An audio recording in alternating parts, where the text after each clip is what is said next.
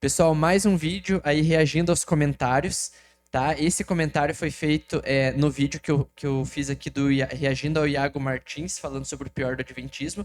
E aí, o Daniel aqui, ele coloca uma questão muito legal aqui pra gente conversar, que é o seguinte, tá? Aqui a gente conversando sobre Adventismo, a questão do Arcanjo Miguel, que foi um dos pontos, né, que o Iago colocou aí. A gente comentou, já fez vídeo sobre o sábado, e também esse vídeo aqui é muito interessante, porque o Iago coloca como um dos problemas principais aqui dentro do Adventismo, tá?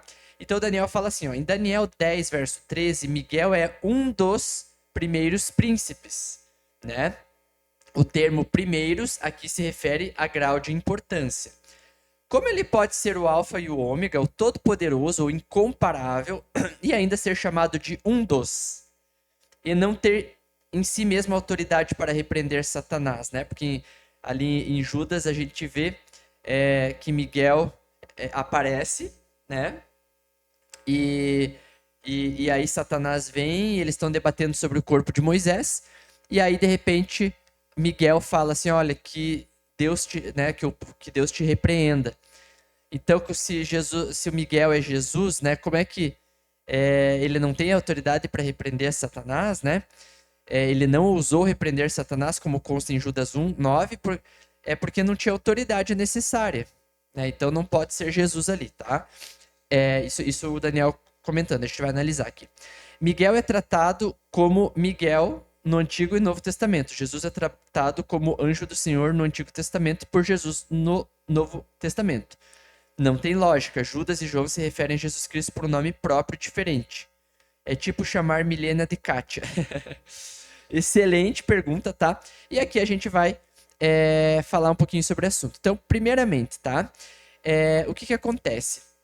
Vou explicar por que não só adventistas, mas vários teólogos protestantes entendem porque o arcanjo Miguel é uma referência a Cristo. Tá? Então, assim, a primeira mentira que tem, não estou falando do Daniel não falou isso, tá? Mas que circula por aí é que somente os adventistas entendem, compreendem Miguel, né, o arcanjo Miguel, como se referindo a Cristo. Isso é mentira, tá?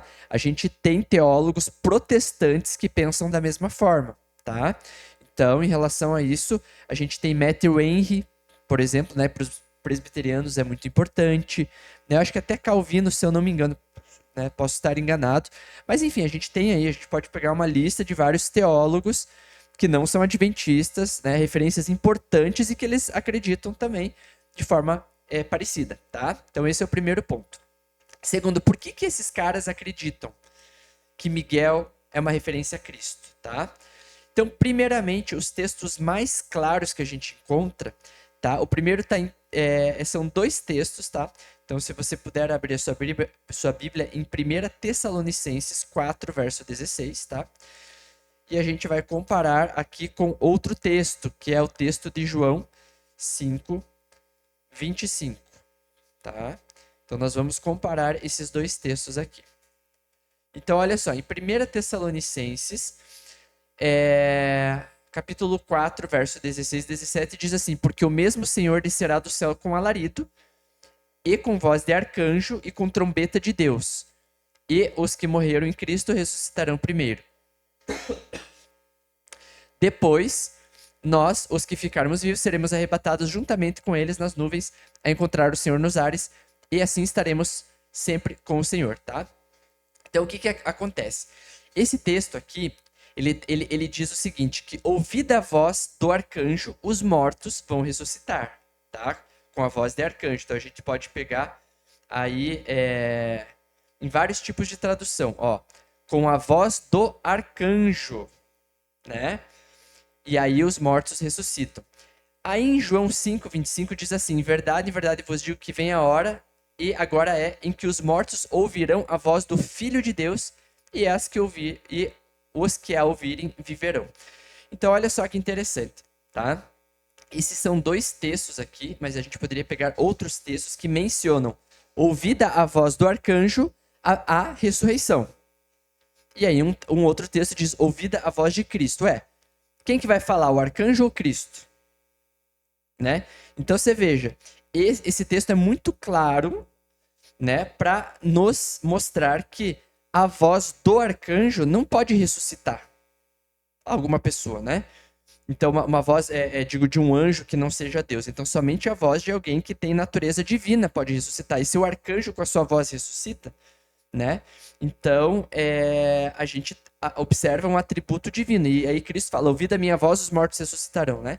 Então, a gente faz esse paralelo, tá? Então, muitos teólogos que não são adventistas, né? Esses são alguns dos textos que convencem esses teólogos, né? Que a voz do arcanjo é a voz de Cristo, tá? Então, que cenas? O arcanjo aparece em cenas de ressurreição. Então, por exemplo, vou dar aqui um outro texto. Por exemplo, Daniel, capítulo 12. A gente pode ler isso, né? Então, em Daniel, capítulo 12, a gente observa o seguinte, ó. E naquele tempo se levantará Miguel, o grande príncipe, que se levanta a favor dos filhos do teu povo, e haverá tempo de angústia, o qual nunca houve, desde que houve nação até aquele tempo. Perdão. Mas naquele tempo, tempo do fim, né? Livrar-se-á o teu povo, todo aquele que for achado inscrito no livro. Olha só, logo após falar de Miguel, aparece aqui, e muitos dos que dormem no pó da terra ressuscitarão. Uns para a vida eterna e outros para a vergonha e desprezo eterno, tá? Então, a gente observa que é muito comum, né, a aparição do arcanjo em cenas de ressurreição, tá? E aí, outro texto, tá, que a gente encontra é Judas, capítulo 1. Só tem um capítulo, né? 1, verso 9, tá? Que foi o texto que ele mencionou aqui. Diz assim, mas o arcanjo Miguel, quando contentia com o diabo e disputava a respeito do corpo de Moisés, não ousou pronunciar juízo de maldição contra ele, mas disse, o Senhor te repreenda. Então, olha só, aqui novamente, a gente já vai falar sobre essa questão, por que Miguel falou que o Senhor iria repreender, e não ele próprio. A gente já vai chegar nesse ponto, tá? Mas olha só, aqui é uma cena em que você tem o corpo de Moisés estava morto e aparece o arcanjo Miguel. Então, muitos teólogos entendem que por que o arcanjo Miguel chegou até o corpo de Moisés? Para ressuscitar o corpo de Moisés. Porque o arcanjo Miguel, primeiro ponto, ele sempre aparece em cenas de ressurreição. Ele aparece também em batalhas espirituais, né? Em momentos de tensão, como você vê em Daniel. E também em Apocalipse 12, verso 7, Miguel e seus anjos contra o diabo e seus anjos. Você tem uma batalha contra Satanás. E em momentos de ressurreição, que nem a gente viu, né? Em Daniel e também em Tessalonicenses. Ouvida a voz do arcanjo, os mortos ressuscitarão. Em outro texto diz que é a voz de Cristo que vai ressuscitar. Bom, então vamos lá. Aqui nesse caso, por que muitos teólogos entendem, tá, que ali se trata a respeito do corpo de Moisés para ressuscitar o corpo de Moisés? Primeiramente porque a palavra aqui, em relação à disputa do corpo de Moisés, a palavra original, no idioma original, ela significa uma disputa judicial, né?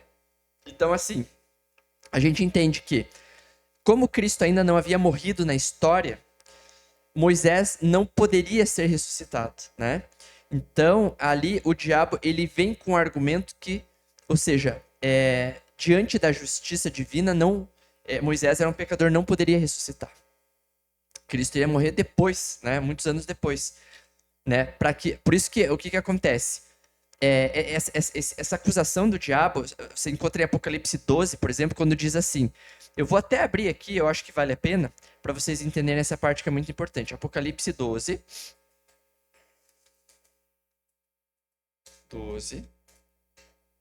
E diz o seguinte, ó. Olha só. Houve batalha no céu, Miguel e seus anjos batalhavam contra o dragão. E o dragão e seus anjos, Satanás e seus anjos, né?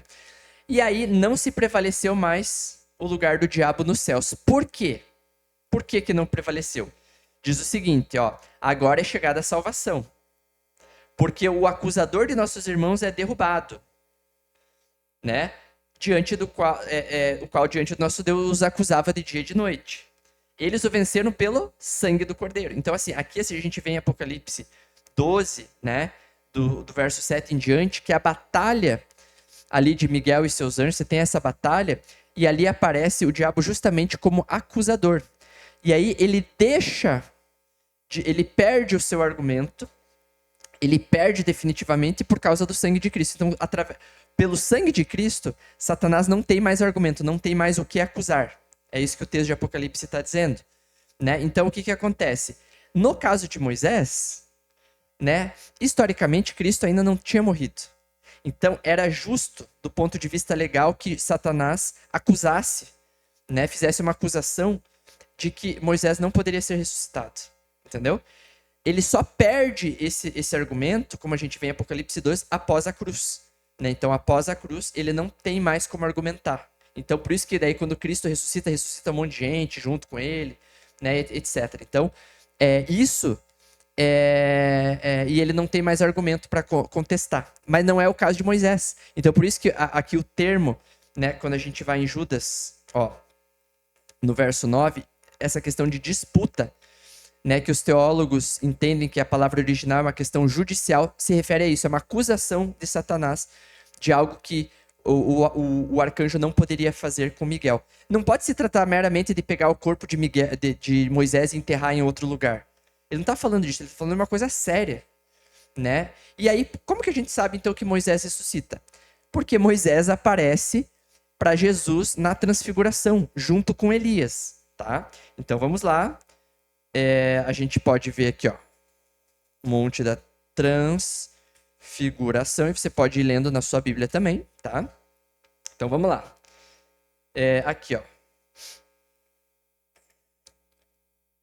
Aqui, ó, em Mateus, tá? Capítulo 17. Então, é quando Jesus... Pera aí. Deixa eu ver aqui o texto certinho para vocês. Espera aí um minutinho. Muito bem, então é aqui mesmo, tá?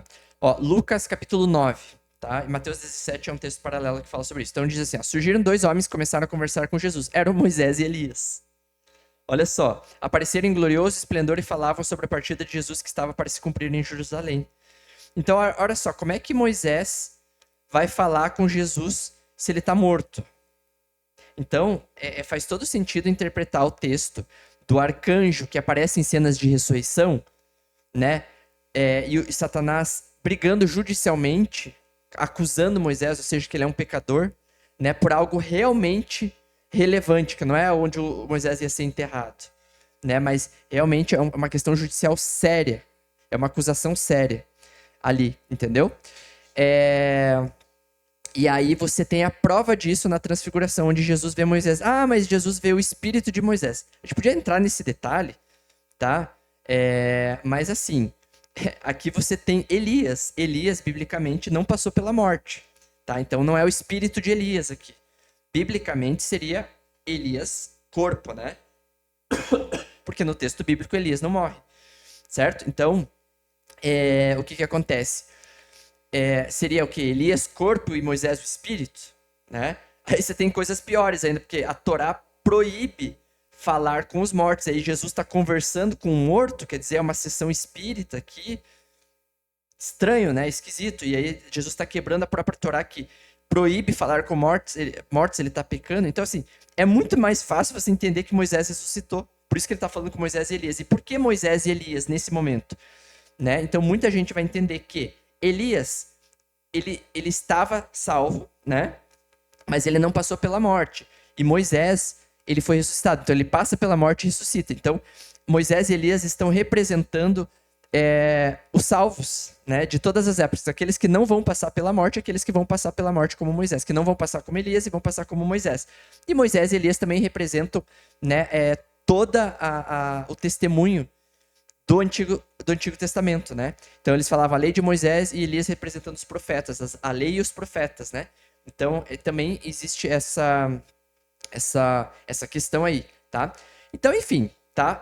Aí, se você quiser não acreditar que Moisés ressuscitou, você vai ter que acreditar que Jesus está falando com o espírito de morto. É uma sessão espírita aqui, tá? Aí você decide o que você prefere. Eu prefiro acreditar que Judas 9, a voz do arcanjo, assim como vai ressuscitar a galera, né? Como Paulo diz que ouvida a voz do arcanjo, os mortos vão ressuscitar, que ali, em Daniel, também quando aparece o arcanjo, aparece a ressurreição, que o arcanjo Miguel apareceu numa cena de ressurreição, e o diabo contendia contra ele, porque Moisés judicialmente não poderia ser ressuscitado. A partir do momento que Cristo morre e ressuscita, todos os mortos podem ressuscitar e o diabo não acusa mais. Por que quando Cristo ressuscita, o diabo não acusa? Porque ele perdeu o argumento, agora ele não tem mais do que acusar, tá? Bom, então vamos lá. Esse é um ponto, é um dos pontos, tá? Vamos lá.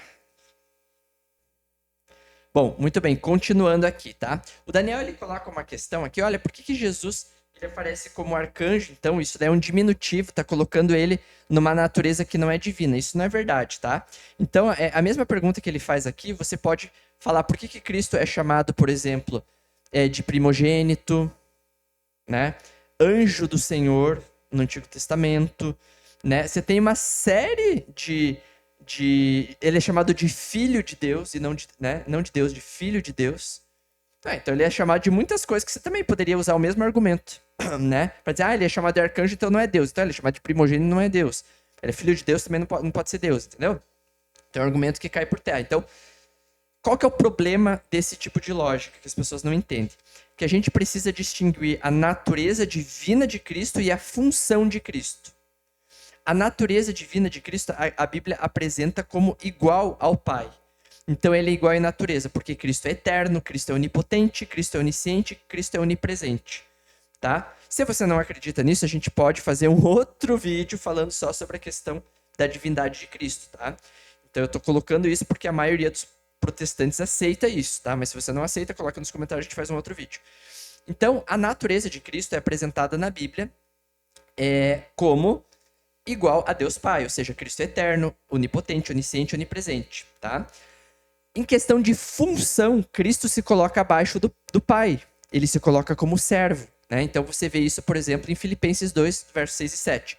Seja a atitude de vocês a mesma de Cristo Jesus, que embora sendo Deus, né, ou em algumas traduções tendo natureza divina, não considerou que o ser igual a Deus era algo a que devia apegar-se, mas esvaziou-se a si mesmo, vindo a ser servo, tornando-se semelhante aos homens.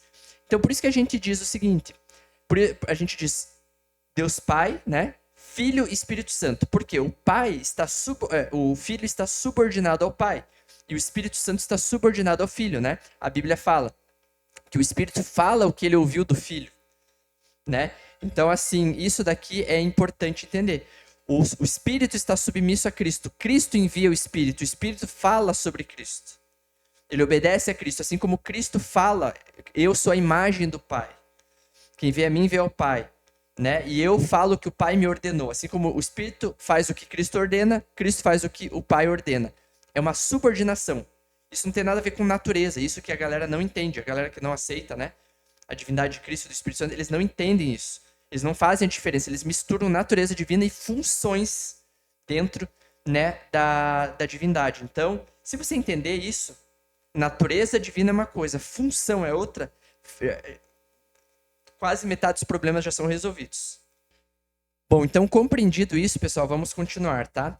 Então, quando Cristo está em sua função humana, ele teve um começo. Cristo tem um começo.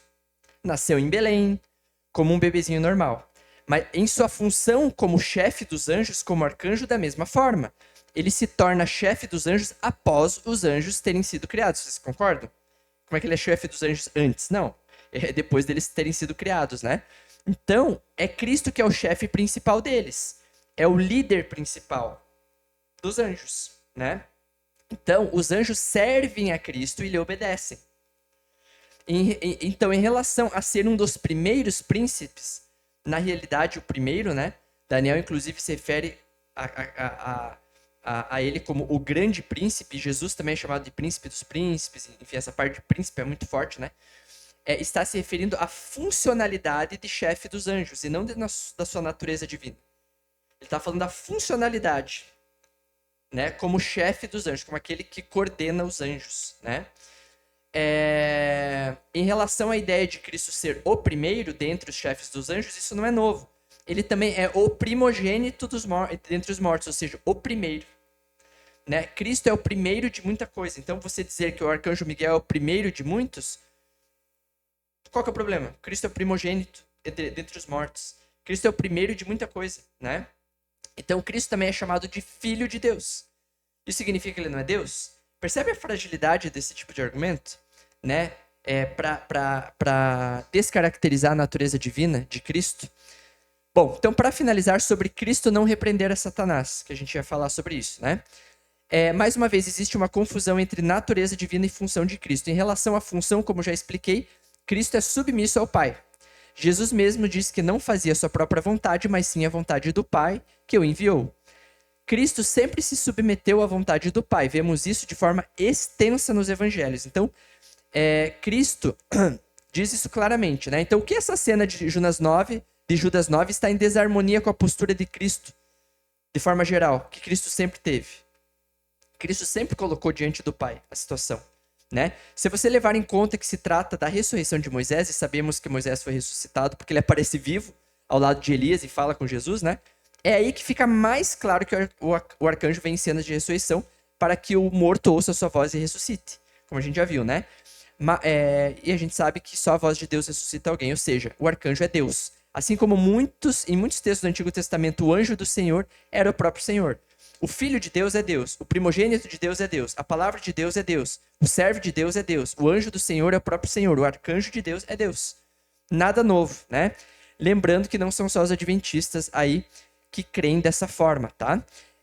Então, o pessoal que pergunta, né, isso, eu gostaria que, né, explicassem todos esses pontos que a gente colocou e também que explicassem aí por que em textos diz que a voz do arcanjo vai ressuscitar a gente e outro diz a voz de Cristo, né? Então, isso seria uma boa pergunta para eles responderem aqui, tá?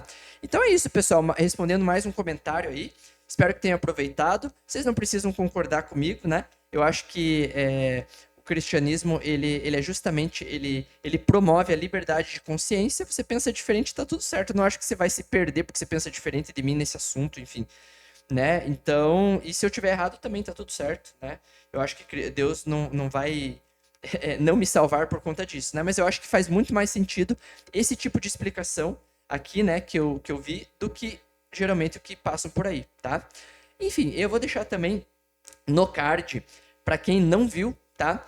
A gente tem um react que a gente fez do Henrique Caldeira, do podcast, aí bem legal, e também a questão do sábado, né? Que é bem legal aí, que eu acho que vocês vão curtir, tá bom? Dizendo, né? Muita gente diz que a gente deve guardar o sábado porque está nos 10 mandamentos. E a gente vai ver que não é bem assim, tá? Então, se você ficou curioso, clique, né, no card acima e você vai poder assistir um pouco desse material. Fiquem com Deus e até a próxima.